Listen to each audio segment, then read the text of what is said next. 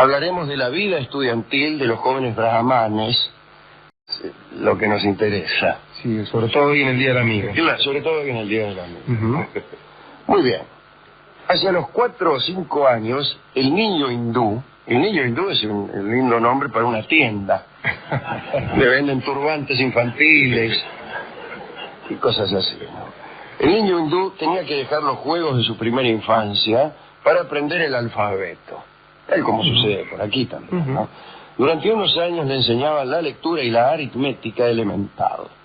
La escuela, donde se daba la instrucción primaria, estaba generalmente vinculada con el templo brahmánico más cercano. Más cercano es un inciso superfluo. Estaba vinculada con el templo brahmánico. ¿Qué quiere decir más cercano añadido a esto? Nada que yo sepa entender. No, lo manda ahí porque le queda cerca. De última, como la escuela. Sí, pero la escuela no está vinculada al templo brahmánico por más cercano. Más cercano es una circunstancia ulterior. Una vez instituida la escuela, una vez fundada la escuela, una vez constituido el sarmiento de la India en el templo y fundada la escuela, resultará que ésta se encuentra más cerca de algunos y más lejos de otros. Pero eso no es una discusión previa ni una condición de la escuela, sino un fenómeno que aparece allí donde hay una locación geográfica. Establecido una locación geográfica, algunos serán cercanos y otros lejanos. Pero no es que hayamos decidido que la instrucción primaria estará vinculada con el templo brahmánico más cercano. ¿Qué significa eso? Estoy contentísimo de haber descubierto este desatino.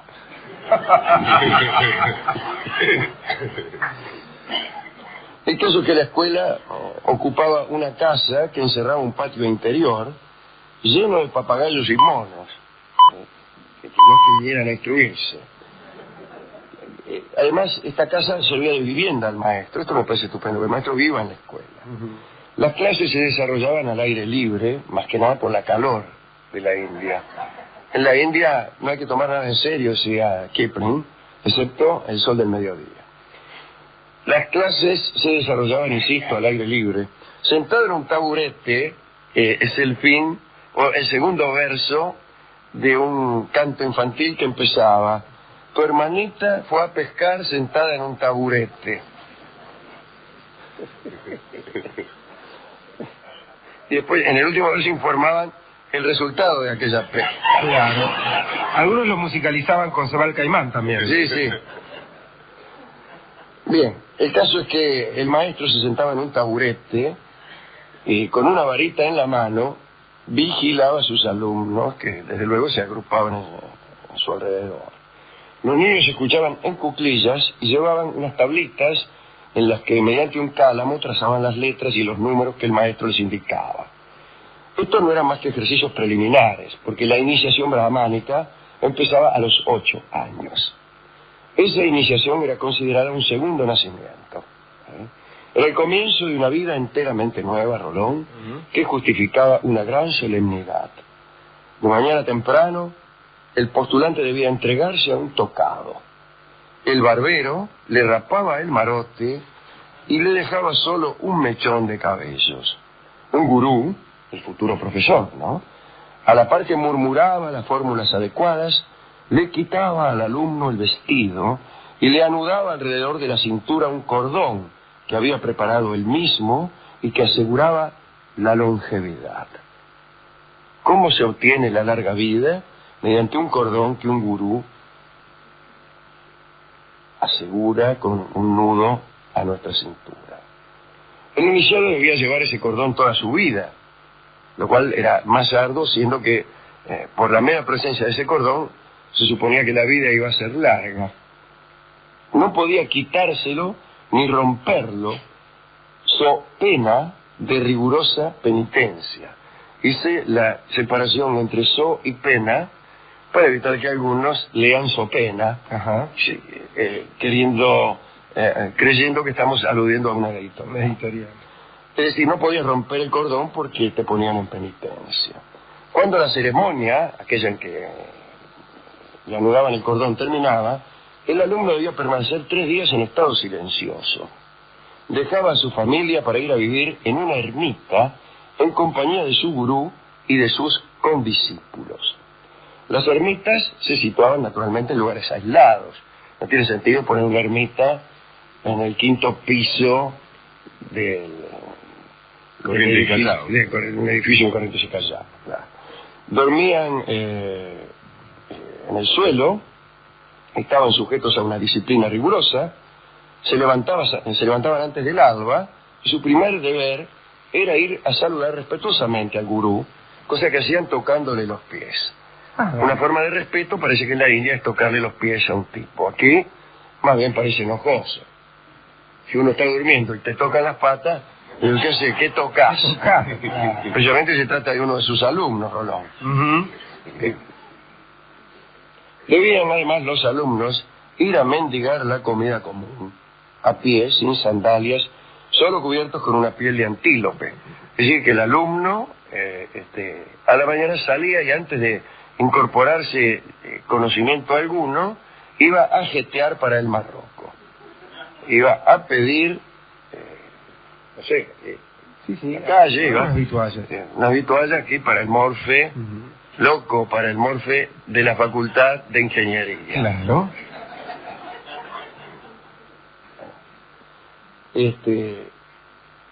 Acostumbraban a los alumnos a endurecerse, ¿eh? No se ponían abrigo cuando llovía, y salvo las abluciones rituales, no se enjuagaban, jamás, el cuerpo. La mayor parte del día, desde luego, se reservaba al estudio. Los ejercicios no solo consistían en recitar las fórmulas sagradas, sino también en retener la respiración o aspirar y expirar por un solo orificio nasal. Es muy difícil, ¿eh? O sea, sin ayuda de externa. Pero, sí, claro, sin tapárselo con un dedo. Claro. No, el asunto era respirar por un solo agujero y sin tapárselo con el dedo. Es difícil, ¿no? ¿Cómo comprobarlo, aparte? ¿Cómo? ¿Cómo comprobarlo? ¿Cómo comprobar? Tiene mucha razón usted. Es muy sencillo. A ver. Usted pone un incienso debajo de la cara del aspirante. Atención, nunca amigas, mejor que ahora usado la palabra una aspirante. vela. O una vela en cada agujero. Que se vea el humito y cuando respire usted ve si el humo se le dirige a la derecha. Sí, o claro, con un paso, con un cigarro. Con un paso, pero la Brahmane no. Claro. Claro, así puede hacer una prueba. Está muy bien. Mismo con la olla del puchero, si quiere, cuando sale. Claro. Mirá, está respirando con un agujero solo, mamá.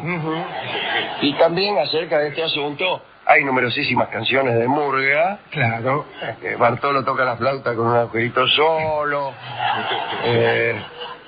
Ese que está allí se llama Don Pirulo. Claro. Y, en fin, toda clase de gente que hace distintos ejercicios de aspiración y expiración. Por un solo agujero. Por un solo agujero.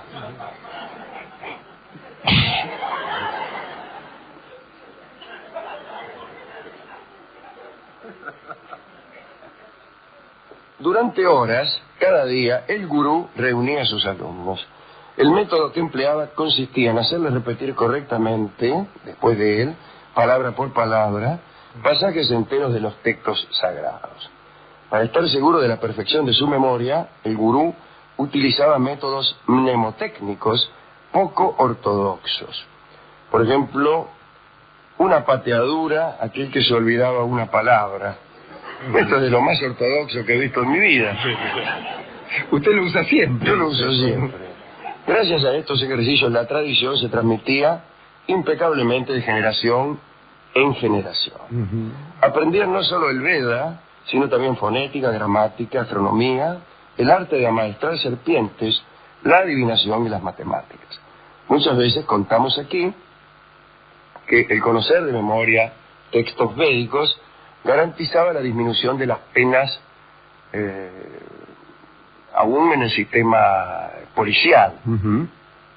Cuando por ahí te atrapaban cometiendo algún delito, si alcanzabas a recitar un número determinado de versos de los Vedas, por ahí amenguaban tu pena. Y esto hacía, siempre comento, que los comisarios tuvieran que ser muy diestros en lo que a Vedas se refiere, ya que se corría el riesgo de que ladrones inescrupulosos recitaran cualquier cosa con tal de disminuir su pena, ¿no? Entonces, los comisarios eran especialmente versados en los Vedas, extraordinarios. Lo cual está muy bien, ¿no? Está muy bien, acá tendrían que hacer lo mismo con el Martín Fierro, pongamos por caso. Sí, digo, porque si uno sabe que alguien ha estado en mucho tiempo, digamos, ha dedicado a la lectura de cuestiones superiores y profundas, uno puede intuir que esa puede llegar a ser una mejor persona. Está ¿no? bien, está bien. Hay que decir que en el siglo VI de la era cristiana, los sabios hindúes sabían extraer raíces cuadradas y cúbicas. El álgebra era muy empleada, tenían noción de lo que era el seno y el coseno, y sabían trabajar con ecuaciones de segundo grado. El final de los estudios no existía como tal. Bien. El final de los estudios no existía como tal. Al tratarse de una iniciación, el egresado hindú lograba su condición de estudiante cuando abandonaba la ermita. Esto, digo, la condición de estudiante, no de doctorado. Esto ocurría a los 16 años. Los sabios despedían a sus alumnos en disconformidad. Entendían que el estudio de cada Veda debía durar por lo menos 12 años, y como eran 4, los Vedas, recuérdese cuáles eran los 4, no me los acuerdo, pero el otro día hablamos de ellos, calculo, serían 48 años la duración total de la enseñanza védica completa, sería una vida entera en aquellos tiempos. Por eso le ponían el cordón de ese... Claro, para que tuvieran larga vida y no se murieran en tercer año. Cuando se despedía, el estudiante solicitaba a su gurú la autorización para abandonarlo. Se le daba entonces el título de Snakata, que quiere decir el que se ha bañado, como todos sabemos en sánscrito. El sánscrito es muy fácil. A ver, ¿cómo es? Snakata quiere decir el que se ha bañado, y todo así por el estilo. Le decían así porque el joven, al terminar su estudio, tomaba un baño, le cortaban los cabellos, la barba, los vellos del cuerpo, las uñas, le entregaban estos recortes a una persona bien intencionada hacia el joven, ¿no? Que las enterraba, me refiero a esas pertenencias, en un lugar apropiado. ¿Cuál era un lugar apropiado? No lo sé. No sé cuál es el concepto de apropiado que tendrían en la India en relación con el entierro de aquellos recortes.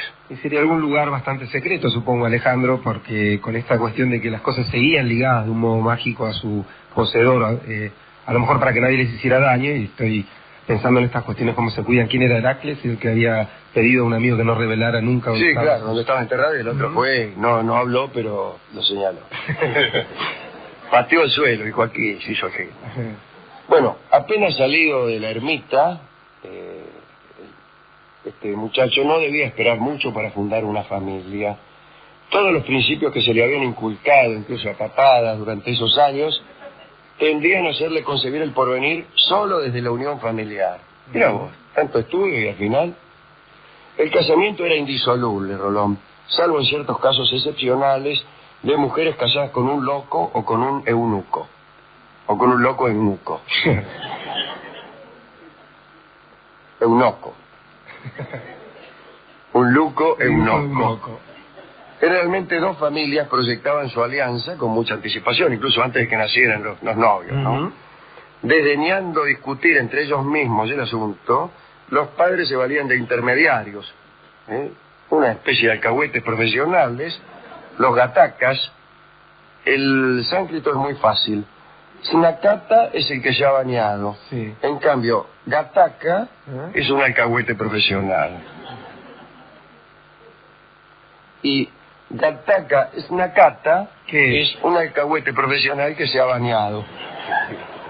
Lo voy entendiendo. Y todo así.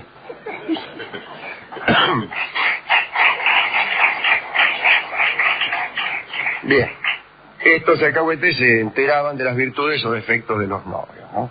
Mientras los gatakas seguían manteniendo el trato entre las dos familias, se confiaba a los astrólogos el cuidado de estudiar los horóscopos de ambos jóvenes, así como una especie de ficha personal descriptiva para fijar la fecha del casamiento. Como última instancia, el novio sometía a un examen a su futura esposa. Según parece, era infalible este examen astrológico para conocer qué porvenir le esperaba. No astrológico, sino mágico. Porque el novio mandaba preparar 8 bolitas de tierra, tomadas en 8 terrenos diferentes. Y le rogaba a su prometida que eligiera una pelotita al azar. Agarra una. Agarra una sola, dice. Según la que ella elegía, el novio sabía sin lugar a dudas el futuro.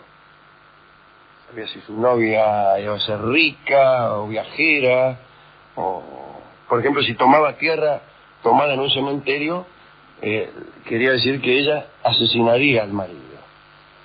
Bueno, será cosa de no mostrarle tierra del cementerio. Finalmente, hecho el acuerdo, el muchacho hacía el pedido oficial al suegro, y el suegro decía, sí, dale. Empezaban ya los ceremonias para el casorio. El marido se acercaba a su mujer, esto ya en el casamiento me imagino, que estaba sentada en el ángulo sudeste de una alfombra. ¿Cuál es el ángulo sudeste de una alfombra? Depende de cómo uno ponga la alfombra. Si la alfombra per se no tiene ángulo sudeste, claro, sino después que la instalamos. Y ahí se sabrá cuál es el ángulo de la alfombra que coincide con el sudeste, ya que el sudeste es fijo y la alfombra no. Es el segundo descubrimiento que hacemos hoy. No está mal. Este es un poco peor que el otro. Entonces, el marido de pie le tomaba la mano derecha, le ponía la mano derecha entre las suyas. Entre la mano de él.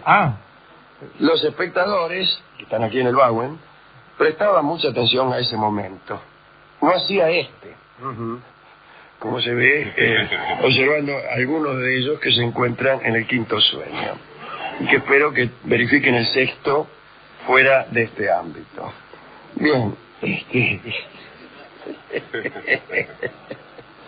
el caso es que los espectadores del casamiento prestaban atención, porque si el novio le agarraba solo el pulgar a la novia, es que deseaba un hijo. Si le tomaba los demás dedos, era su voluntad tener hijas. Y si hundía toda la mano, se comprometía a aceptar con la misma alegría hijos de ambos sexos y muchos. Es decir, tenías que mirar ese detalle. Es un poco engorroso porque es difícil, por ahí querés agarrar un dedo y te equivocás de dedo. Más fácil decirle. Más fácil decirle. Me gusta el varoncito. Quiero muchos hijos. Mucha chancleta. El dedo déjamelo tranquilo. El marido pronunciaba además la fórmula del casamiento que se las doy a todos ustedes por si quieren casarse esta misma noche. Yo soy él, tú eres ella. Yo soy el cielo, tú eres la tierra. Yo soy el canto, tú eres la estrofa. Yo represento la independencia, tú simbolizas la libertad. Vamos a echar hijos al mundo. Los echan. Los echan al mundo, es extraordinario. Los partos hindúes eran extraordinarios. Las damas parecían tostadoras.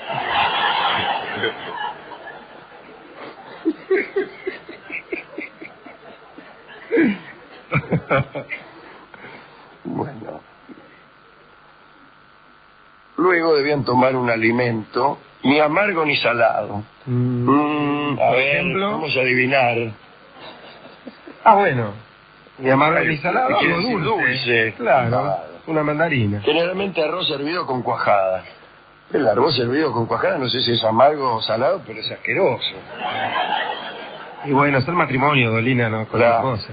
El joven tocaba primero los alimentos con la mano derecha y después comía. Las sobras se las daba a su nueva esposa. Mire un poco, Ya le mostraba quién era quién. Ahora, a ver si me entendés. Si fuera la mía me las voy tomando ya, Para terminar, digamos que la noche nupcial tenía su particularidad. 3 noches, la noche nupcial eran 4 en realidad. 3 noches seguidas dormían juntos, acostados en el suelo y sin consumar el acto del matrimonio. El cuarto día, la joven desataba de su muñeca derecha un lazo amarillo que su madre le había puesto, que era la última amarra que aún la unía a su familia. Desatado el lazo amarillo, se entregaban al amor. Incluso cuando uno en la India le dice a una mina, desatate el lazo amarillo, y más si enfatiza este inciso, enarcando las cejas y bajándose los pantalones, es porque desea tener comercio carnal con ella.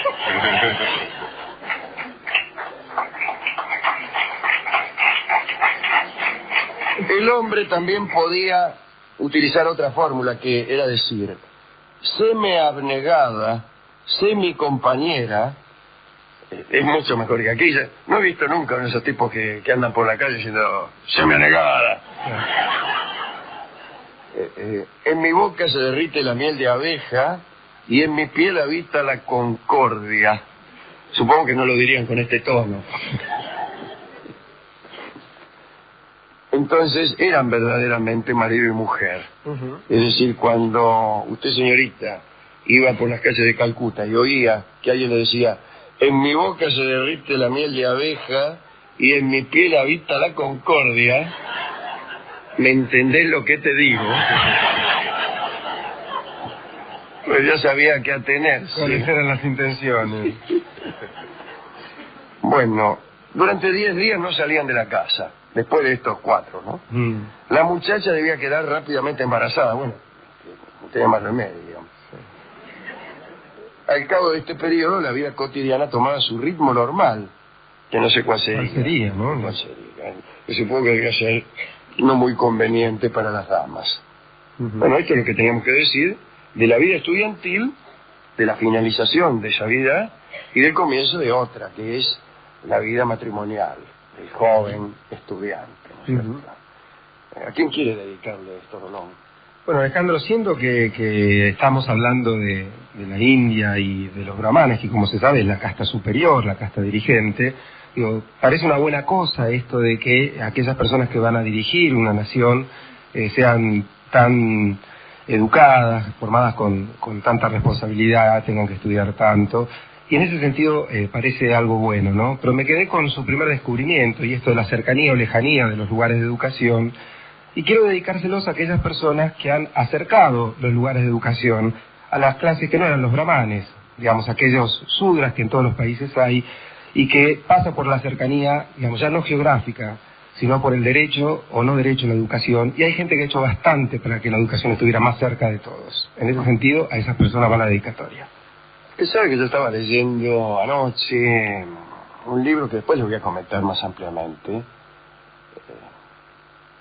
Comienza con una cita de Thomas Hobbes y de Spinoza, y aún de Platón, acerca del filósofo como gobernante. Usted sabe que Platón deseaba que el gobernante fuera filósofo. Pero inmediatamente viene otro asunto. Y es esta pregunta clásica, que es, las cosas, ciertas cosas, las cosas sagradas, ¿son sagradas porque Dios las quiere o Dios las quiere porque son sagradas? Y esto se puede aplicar al gobierno. Las medidas de un gobernante sabio son buenas porque el gobernante es sabio, o el gobernante es sabio porque las toma. Lo que hay aquí son dos posturas.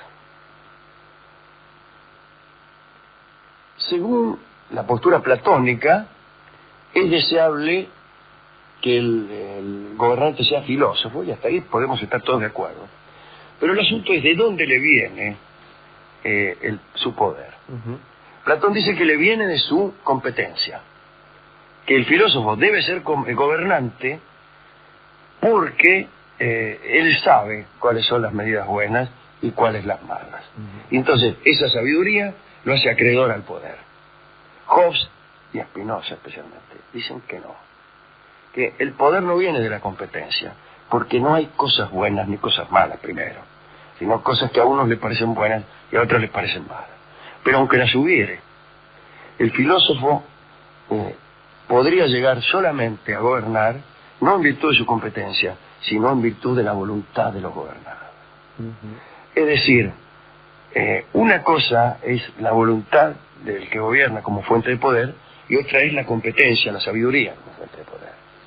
Y yo creo que están en lo cierto Spinoza y Hobbes, que también desean que un filósofo sea príncipe, pero desean que lo sea por provenir su poder de una elección, porque el pueblo los ha elegido, no por su competencia. Y debemos recordar este asunto, nosotros que estamos escuchando muchas opiniones últimamente acerca de lo que es o lo que no es o lo que debería ser la democracia. Está muy bien que el filósofo, que los que saben, que los que mejor saben gobernar gobiernen, siempre y cuando los elijamos. Si no, de ningún modo.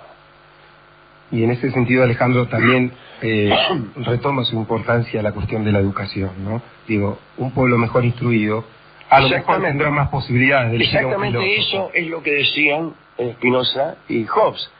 Hobbes, especialmente, que todos creen que es un hombre que describe al Estado como Leviatán, buen fenómeno, es verdad. Pero él dice, el asunto, habrá mayor probabilidad de que un filósofo gobierne si todos estudiamos mucha filosofía. Pensando en la educación, me acuerdo en Francia, por ejemplo, si usted está en cuarto año de abogacía, tiene la opción de seguir la carrera liberal como abogado o de seguir la carrera un año más para ser oficial de policía. Con lo cual se aseguran de que los oficiales de policía conocen perfectamente la ley. Conozcan perfectamente la ley, por ejemplo. Pero, insisto, más allá de esa competencia que es directa, claro, en el caso del hospital de policía, del oficial de policía, porque es un cargo no electivo, sí, pero el príncipe sí debe buscar su poder en el pueblo. Y si es filósofo, mejor, pero si no lo es, vale el poder que la elección le ha conferido. Y si es filósofo y no lo eligen, no. Así que yo podría dedicárselo entonces a los filósofos que ocasionalmente, una vez cada tanto, son elegidos. Bien, pero hay mucha tela para cortar, porque se ha dicho mucho acerca de la necesidad de que un filósofo gobierne. Por ahí el que gobierna es otra cosa. Sí. Pero digo, como en el amor suceden estas cosas que el lugar y la valía la da el otro cuando lo elige. Vamos a amueblar esta charla acerca de la vida estudiantil en la India, que es estupenda. A mí me gustó. ¿Qué parte le gustó más? Cuando le daban la viaba, no. No. Usted sabe, yo estoy en contra de esas cosas. A mí me gustó que se quejaban los sabios cuando ellos egresaban. Ah, sí, se quejaban, casi no los dejaban. A mí me gustó cuando iban a manguear. Iban a manguear sándwiches. Extraordinario, antes de empezar las clases, primera y segunda hora, a manguear. Sí. Yo no estoy bien comido. Cuando volvían con los sándwiches, ahí empezábamos a estudiar en serio. Bueno, ya que hemos hablado de estudiantes, escucharemos la preciosa habanera que se llama Estudiante, en la voz de Carlos Gardel. Adelante.